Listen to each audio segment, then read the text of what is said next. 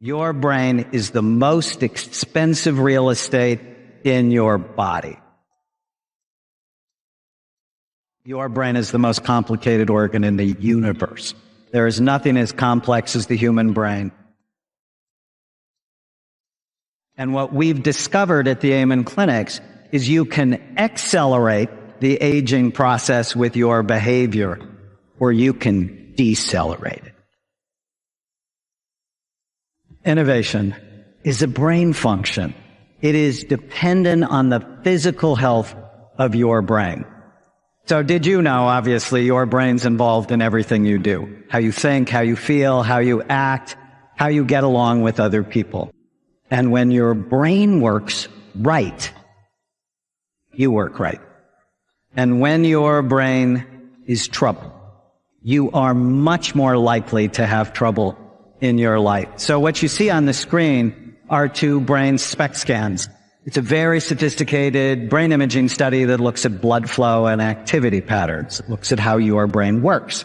And it basically shows us three things. Areas of the brain that work well, areas of the brain that are low in activity, and areas of the brain that are high in activity. So the image on your left is a healthy scan. It shows full, even, symmetrical activity. The color doesn't mean anything.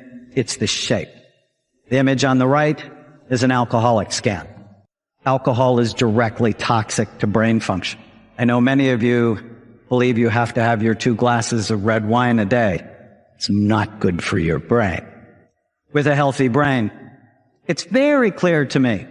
You're happier, healthier, wealthier, you're wiser, you're more creative, more innovative. When your brain is not healthy, for whatever reason, you had a brain injury, you have a terrible diet, you live in a toxic environment, you're sadder, sicker, poorer, not as smart, you're more rigid, and you're inflexible, which is the opposite of innovation.